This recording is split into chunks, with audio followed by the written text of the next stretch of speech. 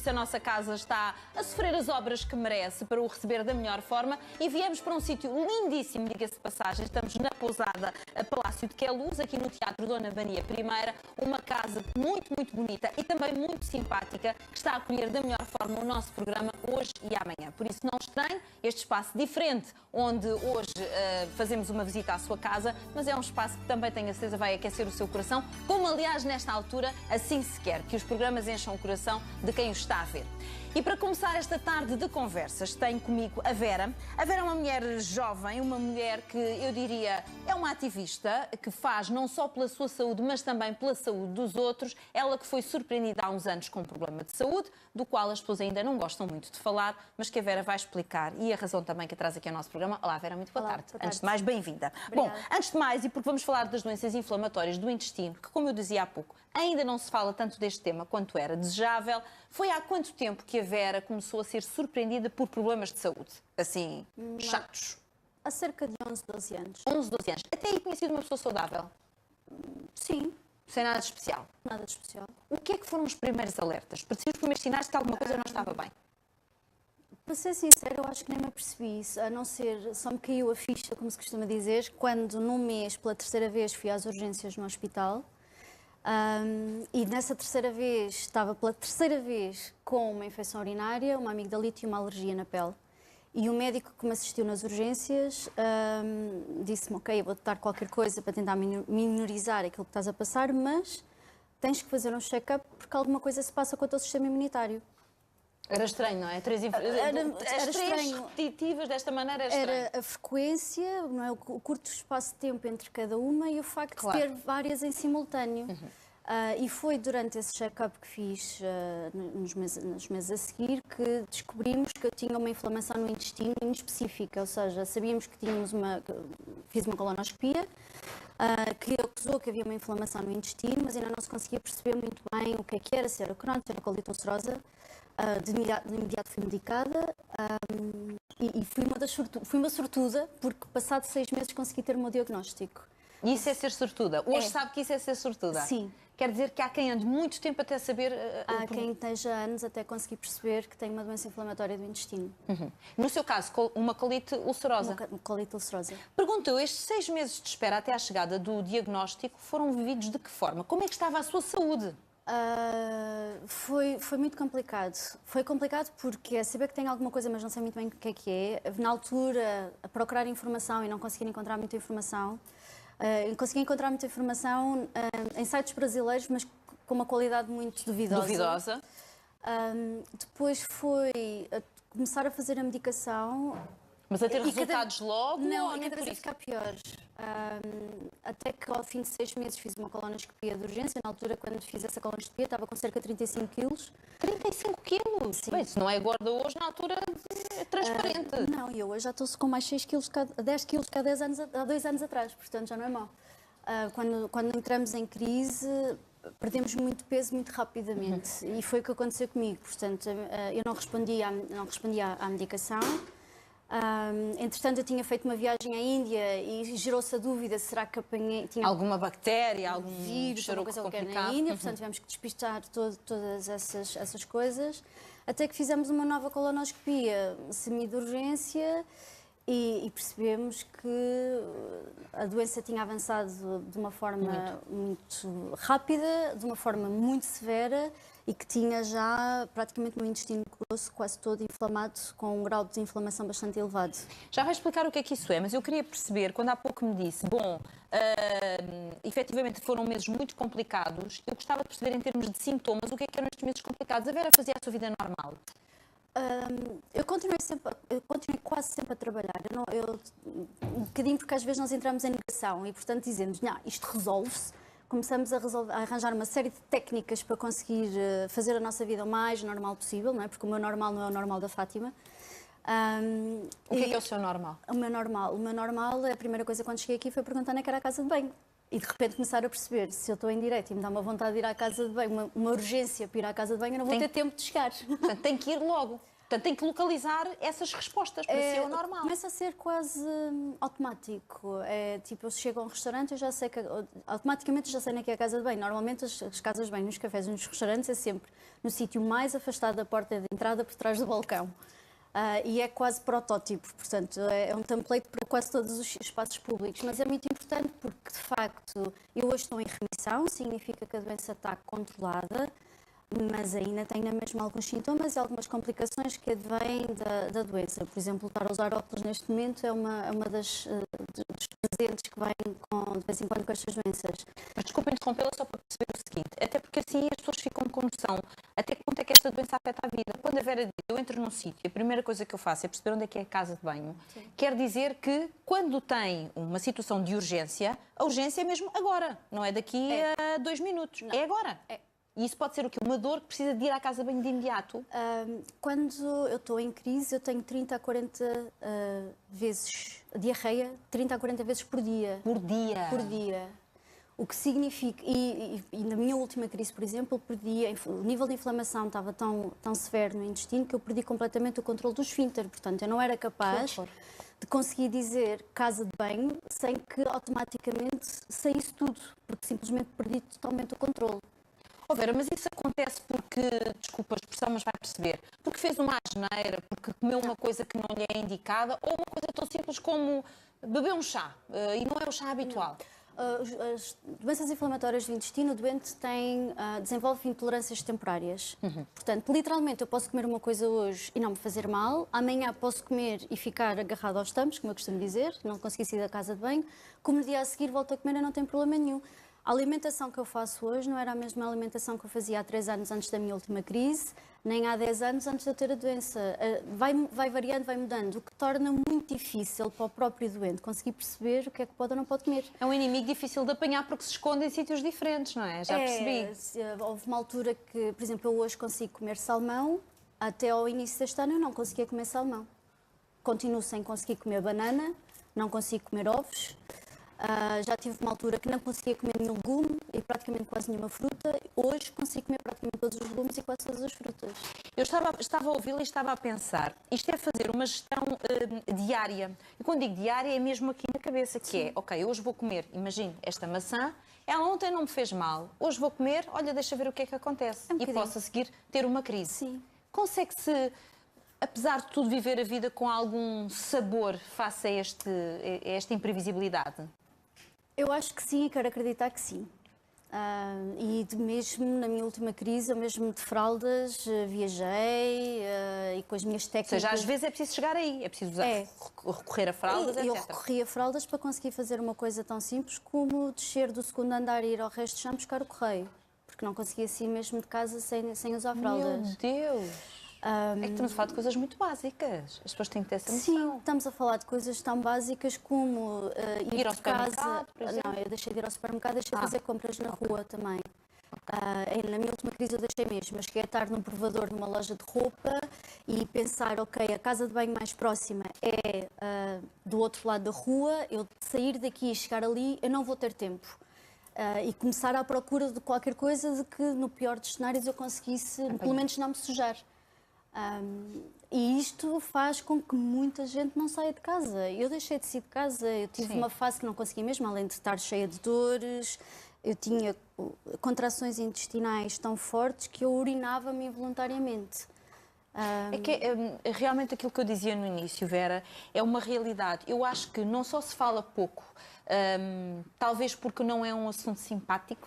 Há doenças que são mais fáceis. Eu acho que a Vera percebe isto e não leva a mal. Não é um assunto simpático, então foge-se dele. E, por outro lado, porque afeta muito a autoestima das pessoas, tem que afetar. E, portanto, há ali um fator que é a vergonha e, portanto, olha, caladinha, ninguém sabe que eu tenho isto, não é? E é também o facto de... A frase que mais me disseram nestes 11 anos: estás tão bem, não pareces nada doente. Portanto, a pessoa tem que ter estampado na cara que... Eu mesmo na minha pior crise, que foi de 2015 a 2017, foi a pior crise que eu tive e que mesmo fisicamente ainda tenho marcas, as pessoas diziam, estás mesmo com o meu aspecto. E eu lembro-me um dia do meu chefe me dizer isso e eu ter ido falar com ele para lhe dizer, eu não sei quando é que volto a trabalhar este ano. Quando a Vera diz eu fisicamente ainda tenho marcas, refere-se ao quê, Vera? Eu tenho um eritema nodoso, que é uma das possíveis... Este tipo de doenças tem manifestações extra-intestino, fora do intestino. Uma delas é os olhos, já percebi. Ou dos olhos, portanto, eu usava lentes de contacto, deixei de conseguir usar lentes de contacto, faço infecções com repetição. Com repetição. Outras é na parte dermatológica e pode ser coisas tipo psoríase, por exemplo. Eu tenho um eritema nodoso numa perna. E das contrações que tive do intestino durante a minha última crise, fiquei com um coágulo no ânus do tamanho de uma bola de ping-pong. Neste momento diminuiu, até por causa da medicação que fiz e tudo, está do tamanho de uma ervilha. Portanto, eu há 2 anos atrás não conseguia estar sentada nesta posição. Estava a pensar nisso, como é que se sentava? Sentava-me assim. Não ia perguntar, mas ainda bem que tenha esta à vontade. Não conseguia mesmo sentar-me. Isso ao mesmo tempo é uma coisa espantosa em si, Vera, e talvez por isso tenha tido a coragem de escrever este livro. É porque, que se chama Conviver com as Doenças Inflamatórias do Intestino, é porque a Vera está a fazer um trabalho notável, e deixe-me dizer-lhes e dar-lhe os parabéns, porque além de ter escrito este livro, onde não só fala da realidade desta doença e dá voz a muita gente que não consegue expressar-se da forma que a Vera faz, a Vera faz tudo com uma naturalidade que eu acho que acaba por ser desarmante para muitas pessoas. E faz falta nestas doenças, esta naturalidade. Eu costumo dizer que as pessoas falam com maior naturalidade de sexo do que aquilo que se passa na casa de banho. E de sexo não falam ainda com naturalidade, agora imagina. Exato. Portanto, E agora durante as festas de Natal, tive alguns jantares, como é óbvio, não é? Com alguns amigos, e perguntavam-me, então como é que tu estás? E quando eu começava a dizer, hoje tive um dia complicado, tive uma série de cólicas, acho que comi alguma coisa que não caiu bem, e fui não sei quantas vezes à casa de banho, e a resposta é, por favor, estamos a comer. E isso faz com que os doentes, eu e outros doentes, muitas vezes nos perguntem, então como é que estás? E eu normalmente até respondo, nunca pior, eu já não me queixo. Porque de facto, se vamos dizer... já não dá sequer para desabafar, não é? Porque muito lá está, difícil. Até para desabafar é preciso perceber em que contexto estamos. À mesa não se desabafa sobre estas doenças. Exato. Pode-se falar de uma doença oncológica, não se pode falar de uma doença Exato. inflamatória do intestino, porque aí já cai mal. Porque é nojento. Porque é nojento, mas não deixa de ser uma doença. Exato. Bem, mas por causa disto tudo e até pela noção, vamos lá ver, a Vera vive e trabalha na Bélgica, eu conheço com certeza uma realidade em termos de apoio a estes doentes diferente, e em Portugal sabe que ainda há muito para fazer e, portanto, neste momento está a avançar com uma petição. Sim. O que é que esta petição pede? A petição foi lançada em janeiro de 2008, por mim e pela Ângela, que é uma outra doente também com Crohn. Nós reunimos cerca de mais de 10 mil assinaturas e entregamos à Assembleia da República em abril. Portanto, estamos neste momento... Com que objetivo? O que é que se pretende? Aquilo que nós estamos a pedir são 3 coisas que parecem tão básicas e que para nós é toda a diferença. Uma delas é um cartão de acesso a WC, mas a casas de banho que normalmente não estão acessíveis. Há bocadinho eu estava a dizer que estava numa casa de banho de uma loja, que estava numa loja, num provador, e a casa de banho mais próxima tinha que sair da loja. Mas as lojas têm casa de banho para funcionários. E aquilo... E se for necessário, poder ir a uma casa de banho de funcionários. Exatamente, ou seja, neste momento aquilo que existe, e por mesmo com a legislação que existe, estas casas de banho não podem ser disponibilizadas ao público. E aquilo que nós pedimos é deem-nos acesso a essa casa de banho e, em simultâneo, o estabelecimento comercial fica isento de qualquer tipo de responsabilidade. Portanto, se nós cairmos a caminho da casa de banho e partimos uma perna, o estabelecimento não pode ser responsabilizado por isso. Mas isto também não abrange só as doenças inflamatórias do intestino, porque existem outras patologias que também carecem de um acesso urgente e rápido à casa de banho. É verdade. Síndrome de intestino irritável, síndrome de intestino curto, problemas oncológicos, problemas de próstata, no caso dos homens, por exemplo. E, portanto, aquilo que nós pedimos para nós... É o que é um cartão que, no fundo, explica este acesso rápido. E que tem um caráter legal e vinculativo, portanto, que a casa de banho não nos possa ser negada por lei. Portanto, esta é uma das medidas. Delas. A segunda medida é a questão da isenção de taxas moderadoras para os doentes com doença inflamatória do intestino. E isto porque, tal como eu estava a dizer, nós temos outras manifestações, outras patologias... São decorrentes desta? Decorrentes desta, uma em cada 3 desenvolvem outras patologias, normalmente foram reumatológico, como a artrite reumatoide, a espondilite anicosilante, ou dermatológicas, a psoríase, que é a mais comum, mas entre outras, o que significa que estamos constantemente a ir ao hospital. Mesmo, e posso dizer, este ano, eu estou em remissão oficialmente desde abril de 2017, eu nos 3 primeiros meses deste ano fui 22 vezes ao hospital. Bem, em remissão. é só para as pessoas fazerem as coisas. Não, e as patologias que me disse decorrente destas são tudo patologias simples, não é? Estou a brincar, estou a ser obviamente irónica, porque são todas muito complicadas. Exato. Não estou a falar de coisas de uma dor de cabeça, não é? E quando estamos a falar de medicação, a primeira, este tipo de patologias é importante manter a medicação mesmo em remissão. Claro. Por exemplo, eu hoje continuo a tomar imunossupressores, deixei um imunomodulador agora em novembro, porque estamos aqui numa quadro clínica um bocadinho sui generis e estamos agora aqui numa fase de experiências. Mas eu, exatamente há 2 anos atrás, eu estava a tomar vários tipos de medicação diferentes, num total de cerca de 15 comprimidos por dia, mais de 4 em 4 semanas no hospital para fazer medicação endovenosa. Isto também, de certeza, tem muitos efeitos secundários, porque se me fala, pelo menos, só em imunossupressores, não estamos a falar de medicamentos simples, uma vez mais. Não estamos a falar praticamente de uma aspirina, com certeza. Não. E isso implica que o doente tenha que ter um acompanhamento muito próximo. Exatamente. E claro que existem multidisciplinar riscos. Também, não é? Sim, multidisciplinar. Claro. Obviamente que existem riscos, Sim. mas o benefício ultrapassa esses riscos.